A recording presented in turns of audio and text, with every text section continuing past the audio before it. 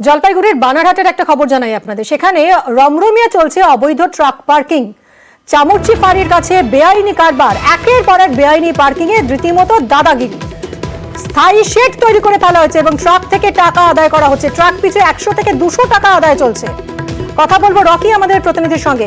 Rocky, কিভাবে চলছে এই বেআইনি পার্কিং? রমরমিয়ে চলছে এবং 100 থেকে 200 টাকা ট্রাক পিছু আদায় করা হচ্ছে প্রশাসনের নজর এড়িয়ে। দাদাগিরি করে চলছে বেআইনি ট্রাক পার্কিং, এমনটাই অভিযোগ করেছে খোদ তৃণমূল নেতা, আর জানিয়ে রীতিমতো সরব হয়েছে। বানহাট ব্লকের অন্তর্গত চামুরচি ফাঁড়ি এলাকায় রমরমিয়ে চলছে ট্রাক পার্কিং, আর সেই ট্রাকের থেকে ট্রাক পিছু তোলা হচ্ছে কোথাও 100 টাকা, কোথাও বা 200 টাকা। দীর্ঘদিন ধরেই এই ট্রাক পার্কিং চলছে বলে অভিযোগ করেছে বিরোধী দলের নেতারাও। অভিযোগ রয়েছে যে চামুরচি ফাঁড়ি এলাকায় চামুরচি ফাঁড়ি ঘেঁষে নিয়ে চলছে ট্রাক যে পার্কিং রয়েছে সেখান থেকে চাঁদা তোলা, এবং সমস্তটাই কিন্তু ঘটছে প্রশাসনের নাকের ডগা দিয়ে। বারবার অভিযোগ করেছেন এলাকার বাসিন্দা থেকে শুরু করে ব্যবসায়ী, এমনকি খোদ তৃণমূল নেতাও, কিন্তু আজ পর্যন্ত কোনো পদক্ষেপ নেয়নি। যেখানে নবান্নে যখন বসে বক্তব্য দিচ্ছিলেন মুখ্যমন্ত্রী মমতা বন্দ্যোপাধ্যায়, তৃণমূল নেতা তিনি কি বলছেন শুনবো। কোনো কারো মদতে না, ওরা দাদাগিরি হিসাবে চালাচ্ছে পার্কিং। ওই পার্কিং টাকা তুলে ওরা কি করতেছে জানি না, ওর পিছনে আমাদের দলের লোক না। এখন আমাদের মুখ্যমন্ত্রী বলছে কি যে নাজায়জভাবে যে পার্কিং চালাচ্ছে ওইটাকে বন্ধ করতে হবে। তো বন্ধ করুক, আমরা তো সাপোর্ট করব। রকি, আমরা শুনলাম তৃণমূল নেতার বক্তব্যে তো পুলিশ প্রশাসনের দিকেই আঙুল তুলছেন তিনি। একদম যেমন বললে তুমি মিমি, যে বারবার কিন্তু প্রশাসনের নাকের ডগা দিয়ে যত সব কাজ হয়ে যাচ্ছে ডুয়ার্সে বিভিন্ন এলাকায়। চামুরচি ফাঁড়ির গা ঘেঁষেই কিন্তু রয়েছে দুটি পার্কিং, এবং ভুটান গেট থেকে প্রায় 7.5 কিলোমিটারের মধ্যে রিয়াবাড়ি চা বাগানে সেখানেও রয়েছে একটি বেআইনি ট্রাক পার্কিং, এবং সেখানে রীতিমতো শেড বানিয়ে নিয়ে কিন্তু কড়া নজরদারি চালানো হয়। এমনকি সেখানে নিযুক্ত রয়েছে যুবকরা, যাদেরকে মোটা অঙ্কের টাকা দেওয়া হয় বলে সূত্রের খবর, এবং দিনে এবং বিকালে পালা বদল করে কিন্তু সেখানে নজরদারি চালানো হয়, এবং যার ফলে পুলিশ কোনো রকম ব্যবস্থা নেয় না কেন? দেখো, সেখানে কিন্তু আমরা সেই ফাঁড়ির ওসির সঙ্গে কথা বলতে গিয়ে কিন্তু তিনি অজুহাত দিলেন যে কোন রকম ভাবেই সেখান থেকে টাকা তোলা হয় না। কিন্তু আমরা যখন এক ট্রাক চালকের সঙ্গে কথা বলি, তিনি কিন্তু পরিষ্কার বলেন যে আমরা 100 টাকা করে সেখানে চাঁদা দেই। তো সে আসামের যে গাড়ি চালক, তিনি কিন্তু পরিষ্কার জানিয়ে দেন। সেখানে কিন্তু সাফাই গাইছেন শাসক দলের নেতারা, বলছেন যে প্রশাসনের বিরুদ্ধে এই ধরনের অভিযোগ কিন্তু আমরা মানতে পারি না, কারণ এ বিষয়ে যে জলপাইগুড়ি তৃণমূলের নেত্রী রয়েছেন তাকেও তিনি বিষয়টি জানিয়েছেন। কিন্তু কি কারণে এভাবে এই দিনে দুপুরে বেআইনি পার্কিং চলছে তা জানা নেই। প্রশাসনকে আবেদন জানিয়েছেন যেন কড়া ব্যবস্থা নেয়, কিন্তু যে চামুরচি ফাঁড়ি রয়েছে তার ওসি এ ধরনের কেন মন্তব্য করলেন? কারণ তার ফাঁড়ি ঘেঁষে নিয়েই রয়েছে দুটি বেআইনি পার্কিং, কোনো ব্যবস্থা নিচ্ছেন না, উল্টো সাফাই গাইছেন যারা দাদাগিরি করে সেখান থেকে টাকা তুলছেন।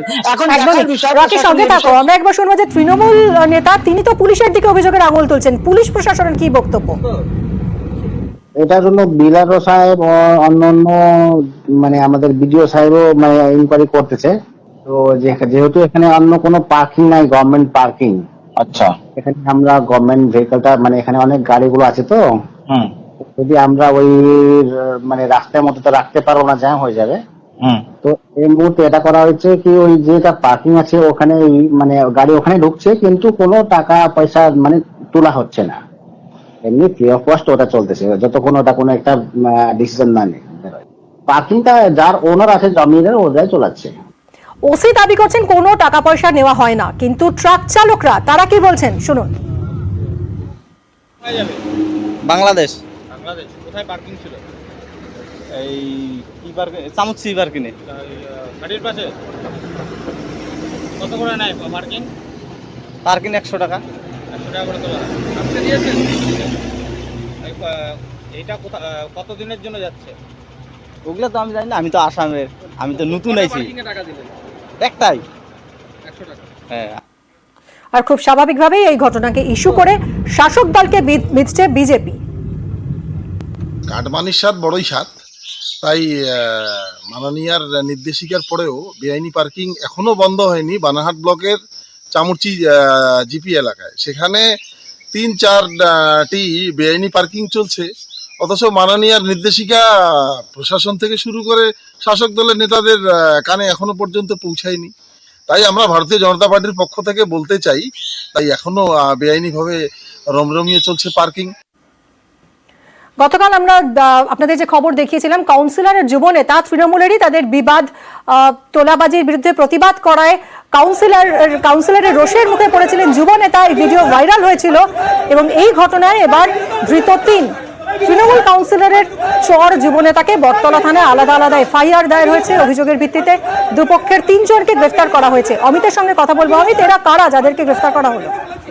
দেখো, দুপক্ষেরই ৩ জনকে গ্রেফতার করা হয়েছে এবং পুলিশের তরফে 2টি বটতলা থানার 2টি এফআইআর করা হয়েছে। সেক্ষেত্রে কাউন্সিলর পক্ষের 2জন দেবাশিস দাস আর ডাব্লু অধিকারী, যারা কাউন্সিলরের টিমের লোক বলে আমরা পুলিশ সূত্র থেকে জানতে পারছি, এরা কাউন্সিলরের সঙ্গে থাকে এমনটা কিন্তু পুলিশ সূত্রে জানা যাচ্ছে।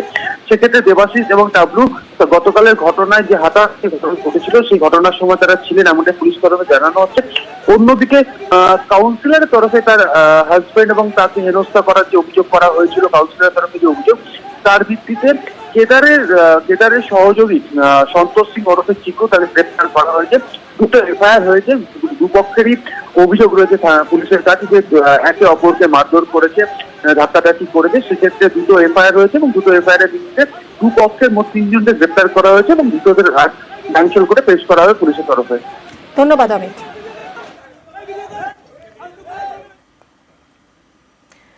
এবার পানিহাটির একটা ছবি দেখুন। বাবাকে পিটিয়েও রীতিমতো বেপরোয়া ছেলে, প্রতিবাদ করায় এবার ব্যবসায়ীকে ছুরি। পানিহাটির ঘটনায় এলাকায় চাঞ্চল্য ছড়িয়েছে। প্রৌঢ়কে মারধরের অভিযোগ ছেলের বিরুদ্ধে।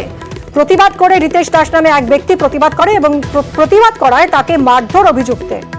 পুরো বিষয়টা আরো বিশদে জানবো আমাদের প্রতিনিধি সুবীরের কাছ থেকে। সুবীর, দেখো, পানিহাটি আজাদিন নগরের বাসিন্দা রিতেশ দাস, তিনি একজন ইমারতি দ্রব্যের ব্যবসায়ী এবং গত 2 বছর আগে এলাকারই সন্তু দাস, যা ডাকনাম এলাকাতে কাউয়া নামে পরিচিত, সে তার বাবাকে দীর্ঘদিন ধরে মারধর করতো। নেশাবান করে এসে দীর্ঘদিন ধরে তার বাবাকে মারধর করতো এবং গত 2 বছর আগেও সেই একই ঘটনা ঘটেছিল। এবং তার প্রতিবেশী হচ্ছে রিতেশ দাস, ব্যবসায়ী। যখন বাবাকে ছেড়ে মারধর করছিল সেই সময় রিতেশ দাস কিন্তু গিয়ে প্রতিবাদ করে এবং সেখান থেকে ছাড়িয়ে দেয়।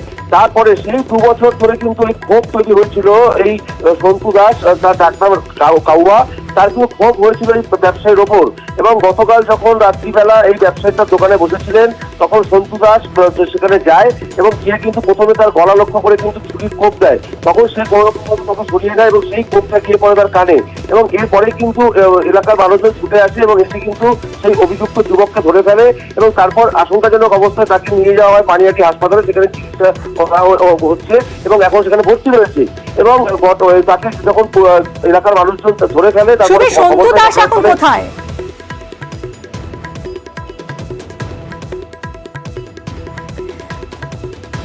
সুবীর, যে হামলা চালিয়েছে সে এখন কোথায়? তার কি কোনো খোঁজ পেল পুলিশ? হ্যাঁ, সেটাই বলতে যাচ্ছিলাম যে এই যে অভিযুক্ত যুবক, তাকে কিন্তু এলাকার মানুষ হাতে হাতে ধরে ফেলে এবং ধরে ফেলার পরে খবর পেয়ে ঘটনাস্থলে গোলা থানার পুলিশ আসলে গোলা থানার পুলিশ এলাকার বাসিন্দারা তুলে দেয়। এই মুহূর্তে তাকে গ্রেফতার করেছে গোলা থানার পুলিশ। ধন্যবাদ সুবীর।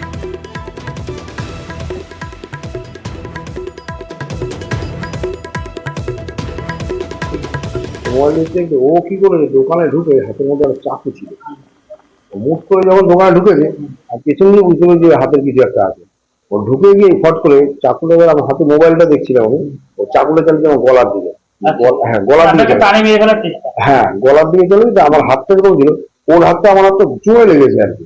লাগার পরে ওই চাকুটা তখন আর লাগেনি। তারপরে পরে দ্বিতীয়বার যখন চালিয়েছে তখন ওর ঘুষিটা আর চাকুটা আমার এইখানটা লেগেছে। আপনি কি আতঙ্কিত ঘটনার পর? হ্যাঁ, পুরোটাই আমি। বাবাকে পিটায়, বাবাকে মেরে পাটা ভেঙে দিয়েছিল, সেই প্রতিবাদ করেছিল আমার হাতে। একটা চর মেরেছিল, সেই জন্য ওর এত বড় রাগ আমার হাতে। অনেক বছর, হ্যাঁ 2 বছর হয়ে গেছে। আতঙ্কিত এখনো আমরা খুবই আতঙ্কিত, কারণ আমার ফ্যামিলি আছে, আমার বাচ্চা আছে।